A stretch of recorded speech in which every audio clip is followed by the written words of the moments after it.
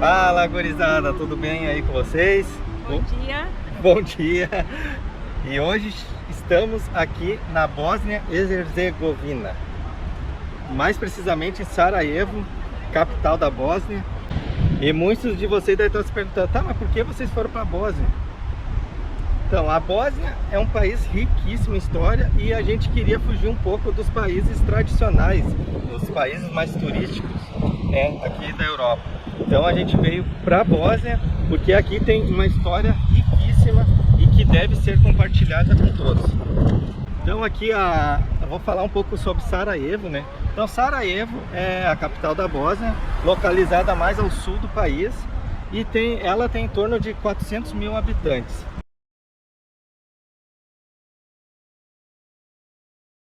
A Bósnia fica localizada aqui na região dos Balcãs, né? E aí faz fronteira com países como a Sérvia, Croácia e Montenegro.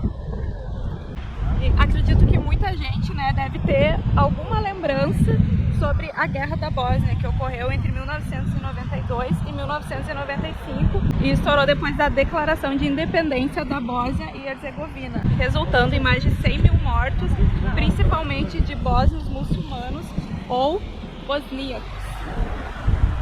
Só que para a gente se aprofundar um pouco mais sobre essa história, a gente vai iniciar lá de um ponto, a gente vai um pouquinho mais para frente, num ponto aqui da cidade, porque a gente precisa voltar um pouquinho mais atrás na história para aí se enxergar quando estourou esse conflito.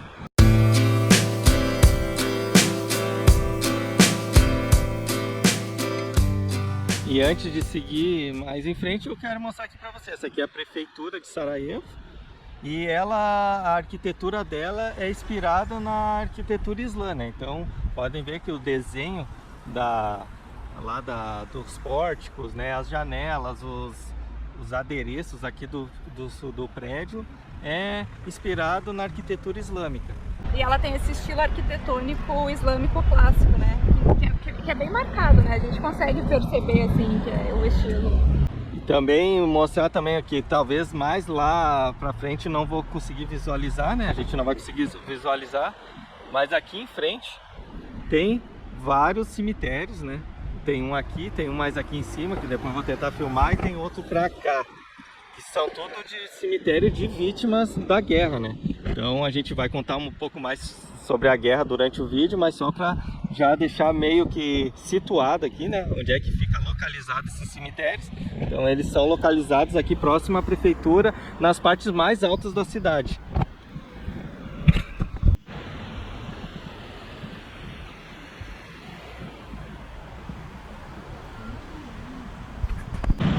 E a prefeitura foi um dos pontos que o prédio foi quase totalmente destruído durante a guerra. Então quem vê hoje assim nem dá para acreditar, né? Mas ela foi totalmente restaurada em 2014 com a ajuda de vários países da Europa, né? Vários países ajudaram financeiramente para que ela fosse restaurada. E hoje ela abriga, além da prefeitura, ali também a Biblioteca Nacional e Universitária e tem um museu também. Aqui estamos no outono, né? O outono aqui já é frio, mas hoje está um dia agradável. Hoje está fazendo em torno de 18 graus, porém a previsão para os próximos dias é de nevar, inclusive para cair para temperaturas a menos 3 graus. Então a gente já está meio que se precavendo aí, né? Vamos ver como é que vai ser, vamos passar aí por esses dias aqui. E também explorar um pouco mais aí da cidade. A gente vai fazer esse vídeo de hoje contando um pouco sobre as guerras, né, sobre os conflitos, mas depois a gente vai fazer um vídeo também sobre as comidas aqui da Bósnia, sobre a cultura local, né, sobre outros lugares aí, saindo um pouco dessa parte triste, né, essa parte que marcou muito aqui o país, e falar sobre coisas melhores, assim, sobre perspectiva de vida deles, né. Então a gente vai fazer esses vídeos aí para contar sobre isso. E para a gente falar da Guerra da Bósnia, a gente tem que voltar lá atrás, no início da Primeira Guerra Mundial. Então, para falar sobre a guerra, a gente tem que falar da formação da Iugoslávia, uma política comunista, né, da Iugoslávia, que durou aí cerca de 70 anos, mais ou menos, né, porque teve a formação, dissolução e formação de novo. para contar um pouco aí sobre a formação da Iugoslávia, a gente tem que voltar lá atrás, em 1914, ou talvez antes, em 1874, com a entrada do Império Austro-Húngaro aqui na Bósnia, que foi aí o império que dominou aqui essa região aqui no período de 1874 a 1914. Com a entrada do governo do Império Austro-Húngaro, começou a ter as pessoas começaram a ter muito receio aqui, porque era um governo estrangeiro dentro da Bósnia e Herzegovina. Então a população local aqui começaram a criar movimentos separatistas, e um deles é um Lada Bósnia. E desse movimento fazia parte Gavrilo Princip, acho que é assim que se fala, que era um estudante sérvio aqui, que ele entrou nesse movimento e ele foi o responsável por matar o arquiduque Franz Ferdinand do Império Austro-Húngaro e sua esposa Sofia, aqui nesse local, na Ponte Latina, mas não em cima da Ponte Latina. Agora eu vou mostrar o local certinho para vocês visualizar como foi mais ou menos o acontecimento. Esses movimentos de independência, eles não eram tão organizados. Então, no dia do assassinato do arquiduque, foram distribuídas diversas armas para diversos estudantes, que acabou gerando meio que uma confusão. Então atiraram e não haviam acertado no arquiduque, haviam atingido outras pessoas. Ele já tinha atravessado a ponte, mas ele quis retornar para saber se as pessoas estavam bem. Isso é o que nós contam em alguns dos partes que nós pesquisamos. E quando ele retornou foi quando Gavrilo atingiu ele e aí também atingiu a esposa. Então foi aqui nesse local que Gavrilo Princip atirou no arquiduque Franz Ferdinand. E aqui foi o local de início da Primeira Guerra Mundial. Aqui, com esse ato, foi o estopim para o início da Primeira Guerra Mundial, aí, que durou cerca de 10 anos. Então aqui tem, aqui tem até a marca que eles simbolizaram, né, as pegadas de onde foi disparado o tiro, a plaquinha aqui falando. Então a gente está aqui e aqui é a Ponte Latina. Então ele teria atravessado a ponte e depois retornado, foi quando ele foi atingido. Aqui tem a marca aqui do início, ó, 1914. Ali também tem a data, né, do 28 de junho de 1914, que foi o dia do assassinato.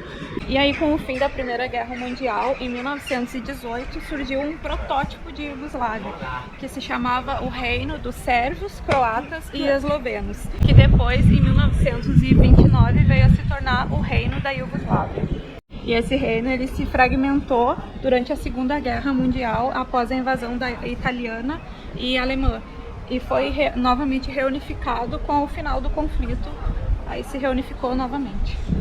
Com o fim da Segunda Guerra Mundial, entra o personagem Josip Broz Tito.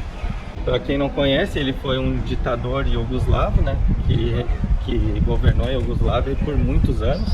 Em 1945, com o término da Segunda Guerra Mundial, foi fundada a República Socialista Federativa Iugoslava, por Tito. Agora só vou falar Tito porque é assim que é chamado aqui na Bósnia. Então, esse novo país foi criado, ele é formado por 6 países: a Eslovênia, Croácia, Bósnia e Herzegovina, Sérvia, Montenegro e Macedônia. Então, com o governo ditatorial de Tito, ele conseguiu controlar as diferenças étnicas que existiam aqui na região, né? Então, durante todo o tempo de governo dele, esses conflitos internos conseguiu ser controlado através da sua ditadura. Antes de prosseguir com o assunto guerra, a gente também quer mostrar um pouco aqui do que existe em Sarajevo. Então, aqui é muito forte o artesanato, né? O artesanato aqui é muito forte, principalmente o artesanato bósnio, né? O turco, isso daí, artesanato turco. Então, vou mostrar para vocês aqui algumas coisas do artesanato. Aqui, para quem não sabe, eles fazem o café aqui nesse recipiente. O café, eles colocam o pó de café aqui, Eles colocam a água quente aqui e deixam o café baixar para depois servir nesses outros recipientes aqui, que não são xícaras, né? Mas são para... Elas são sempre sem alça. Ó. É, sempre sem alça. Que é como o café turco. É. Que é como o café turco. Aqui eles chamam café bósnio, né? Aqui tem vários modelos, ó. Tem colorido, tem os de cobre. Então, muito bonito mesmo. Então, andando aqui pelo centro, vai ter várias vielinhas aqui com vários comércios, né, de tudo que é tipo. Tem que vende souvenirs, camisetas, né, de Sarajevo, loja de calçados, de roupas. Então aqui é uma dessas lojas, né, que vende esses doces aqui. Os melhorzinhos são esses de chocolate, assim, o de pistache, é ok. Mas esses muito coloridos, assim, não... Eu acho que é esse aqui. Não tenho certeza, mas tem um que essa partezinha de dentro, a base deles é meio parecida. Mas a parte de dentro, ela lembra o recheio do sonho de valsa. É?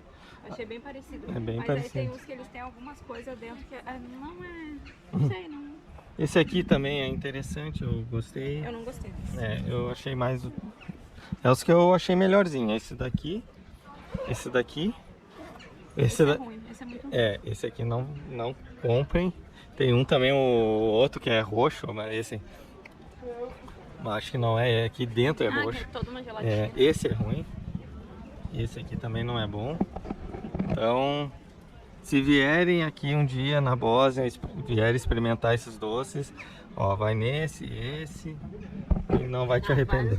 Talvez o paladar seja diferente. Esse aqui, as balinhas em volta, é muito ruim. Eu não sei se talvez a gente não pegou um que tava muito velho, que tava com gosto de velho. Esse aqui, o amendoim de dentro tinha gosto muito de velho. Em 1980, Tito adoece e acaba falecendo. Com isso surgem novos movimentos nacionalistas, tanto de sérvios, tanto de croatas e também de bósnios, para dividirem aí a antiga Iugoslávia. Porém, só em 1991 que começa a dissolução com a queda do regime aí da Iugoslávia, fazendo com que vários países aqui pertencentes da Iugoslávia fossem diluídos, né? O primeiro país a ser independente, né, a declarar a independência, foi a Eslovênia, depois foi a Croácia e depois foi a Macedônia, que caiu um pingo na cama.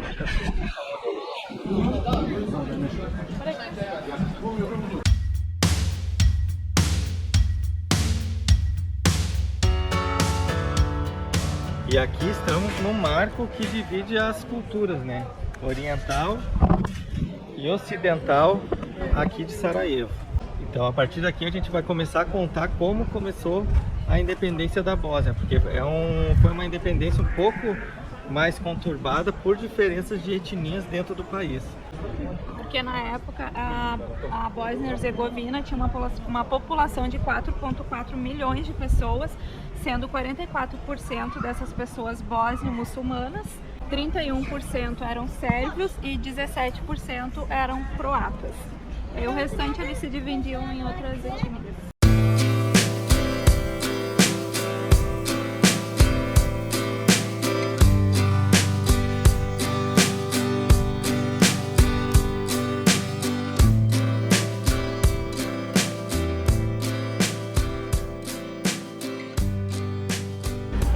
E esses três maiores grupos étnicos, eles tinham interesses diferentes, né? Os bosníacos, que seriam os bósnios muçulmanos, queriam a independência total da Bósnia e que fosse implementado um governo bosníaco, né?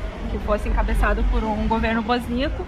Os sérvios defendiam a anexação da parte sérvia à Iugoslávia e os croatas defendiam a anexação total da Bósnia à Croácia.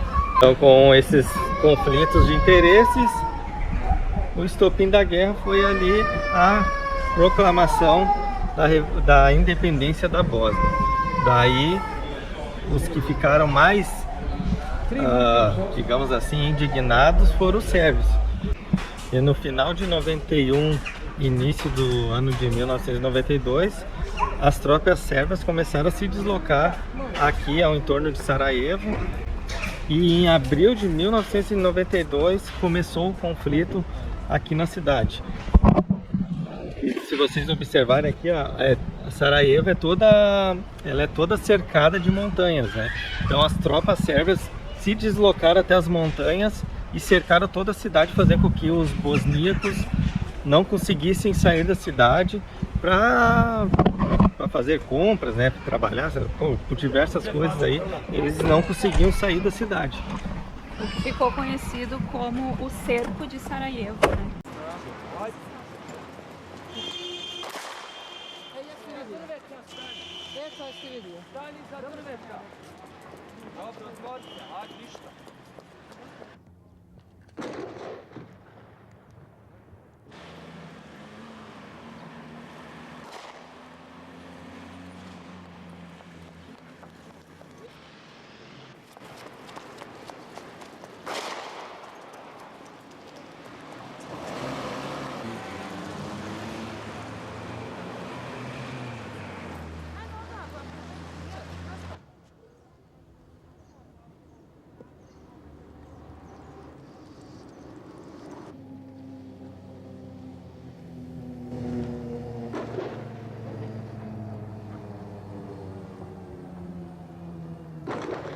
E após o cerco em Sarajevo, as tropas começaram a avançar também para as outras regiões da Bósnia. Eles foram avançando e ocupando outras regiões da Bósnia e Herzegovina. E o alvo principal eram os bósnios muçulmanos, porque tinha muita diferença aí de etnia e religião, né? E essa guerra se estendeu até 1995. Depois do acordo de Dayton, as tropas sérvias recuaram e tentaram entrar num acordo de paz aí. Porém, no final da guerra, houve o maior genocídio da guerra, que foi o assassinato de 8.000 homens e meninos bósnios no vilarejo que eu vou colocar aqui, que eu não sei pronunciar. Então esse vilarejo fica no alto de uma colina, inclusive eu vou deixar a imagem aqui do cemitério que tem lá, que é dessas pessoas que foram aí brutalmente assassinadas nesse confronto.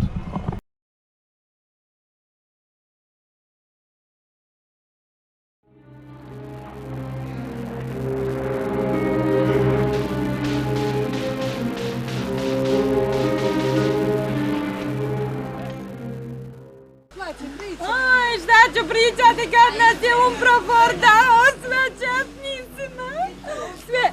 Sve nas viđe, neće vas niko dirati, slobodni ćete biti, mi ćemo vas provesti. A ne samo četnik čeka iza ćoška, sve nas pohvata muškarac. Muško uho nije nijeno prošlo.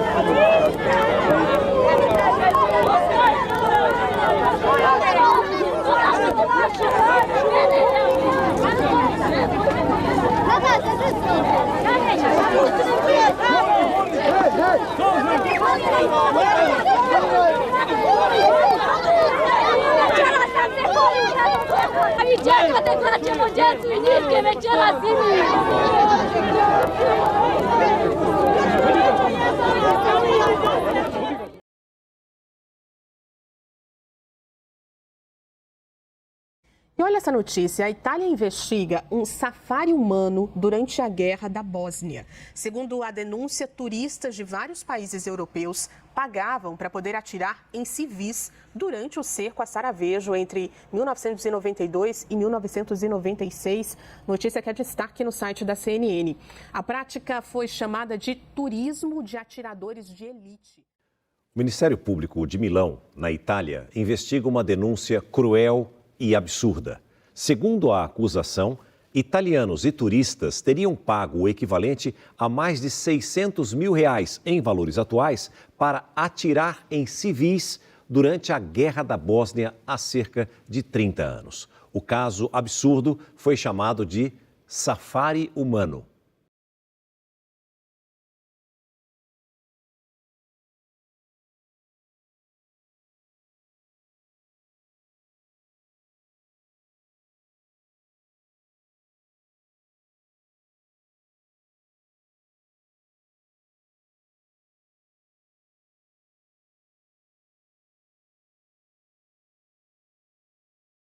Então aqui é um dos sinais da guerra, né? Aqui é estilhaços de granada durante a guerra. Elas são pintadas de vermelho, que é para homenagear as pessoas que acabaram perdendo a vida, né? E são conhecidas como as Rosas de Sarajevo.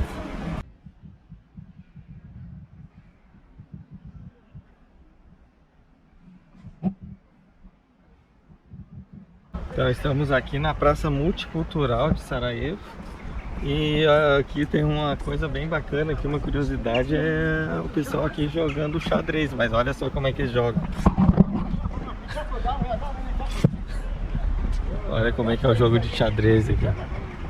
É um tabuleiro grande, bem grande.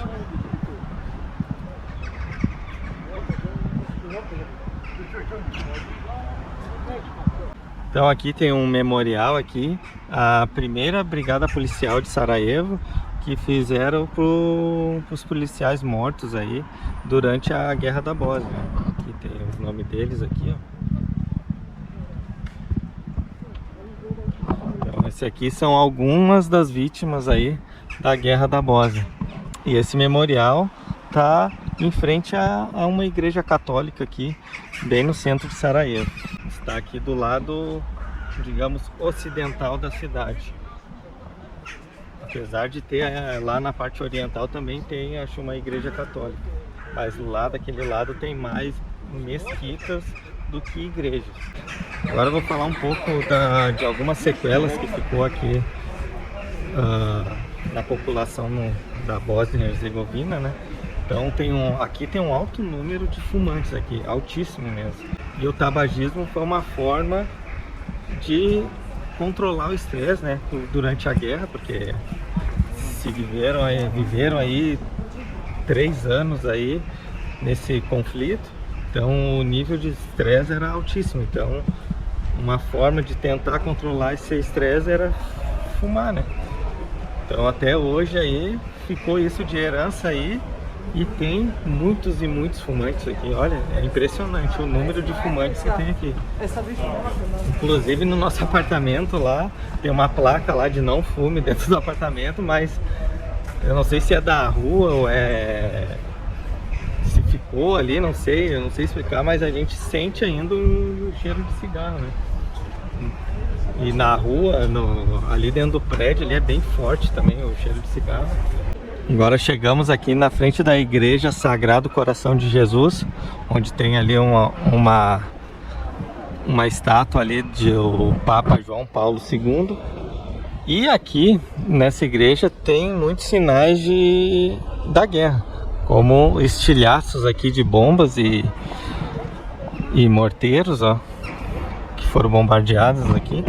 Ó, tudo isso aqui é marca.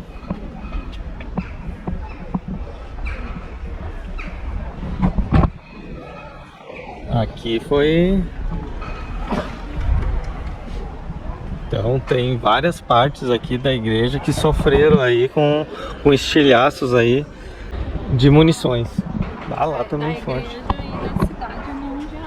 Da cidade de Sarajevo e provavelmente pela Bósnia inteira. Inclusive lá no nosso prédio lá também tem marcas. Quando chegar lá vamos lembrar de mostrar. E ali agora tem, ali onde tem aquele pessoal ali, tem um guia turístico, que eles estão bem em uma das rosas de Sarajevo, que está bem na frente da igreja. E aqui por Sarajevo vai encontrar bastante museus que contam, né, aí retrata um pouco dessa história, né, porque eles tentam ainda deixar bastante em evidência isso daí, para isso nunca mais acontecer aqui. Tem inclusive um museu que a gente vai tentar ir lá, não sei se vai dar tempo, mas que retrata a visão das crianças, quem era na época, né, as crianças da época. Então é a visão das crianças que viveram, né, durante a guerra. Essas crianças hoje já têm a nossa idade. Então na época lá, nós tínhamos mais ou menos 10 anos. Eu me lembro assim de lances de imagem na TV, mas não chegava, acho, com toda a evidência que necessitava, né? Talvez a gente também não recorda porque era criança. Tem uma menina aqui, que era menina na época, né? Ela tinha 10 anos, que ela tem o diário. Eu acho que é Zlata alguma coisa, mas a gente vai deixar escrito aqui. Que ela tem um diário como que ela se inspirou no diário de Anne Frank. Ela tinha lido o diário e aí, como ela também vivenciou, né? Como ela também vivenciou a guerra, que ela também escreveu um diário inspirada no diário de Anne Frank, ela escreveu o diário dela também. E ele tá, se eu não me engano, ele virou um livro agora. E aqui tem mais lembranças aí das rodas de Sarajevo, bem em frente à igreja. Com a imagem com a estátua ali, com o memorial de João Paulo II, que ele visitou aqui Sarajevo em 1995, após a guerra. Então, 30 anos após a guerra, né? A Bósnia hoje é um país que ele é considerado seguro para viajar, então pode viajar bem tranquilo por aqui. Ele é um país seguro para viajar, inclusive tem bastante turista. Eu tinha uma sensação totalmente diferente assim de Sarajevo. Eu tinha a minha expectativa era que não era um país tão visitado assim, não. Fiquei surpresa que é muito cheio, tem bastante turista. E conforme eu falei, é um país seguro para viajar. A gente se sente sempre seguro aqui, a gente não se sentiu inseguro em momento algum. E aí aqui mais à frente a gente tá chegando no táxi, que eu acho que parece do Relâmpago McQueen, né? Os carros.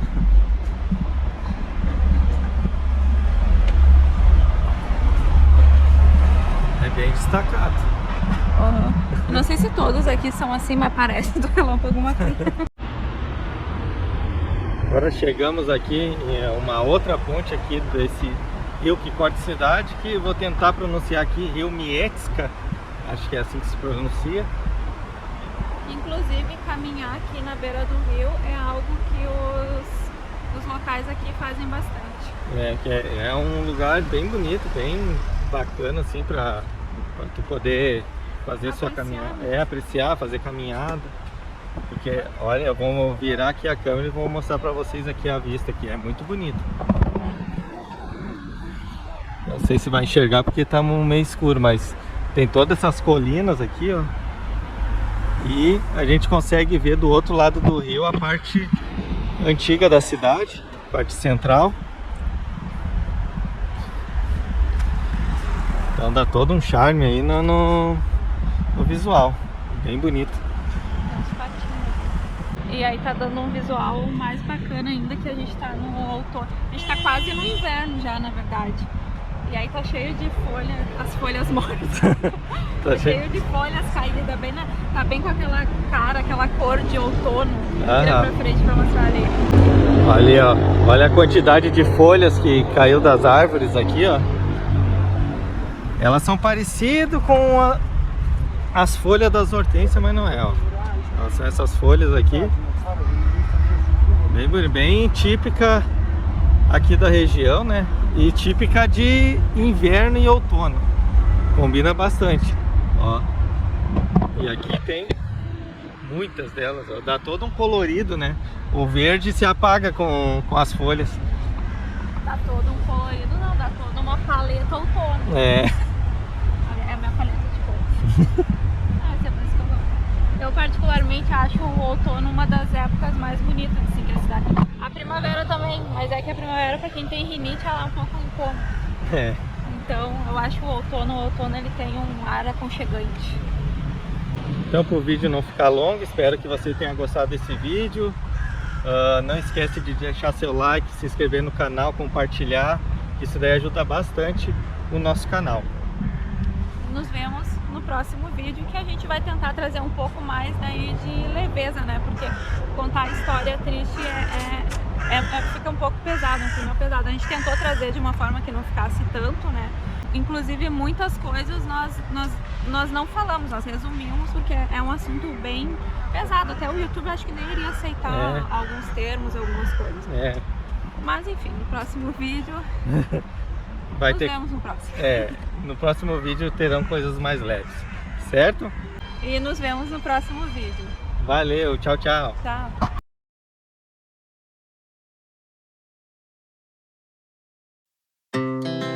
Our hearts beat to the city streets. We began to feel the fire. We rise like tall buildings as the chemicals, they take us higher.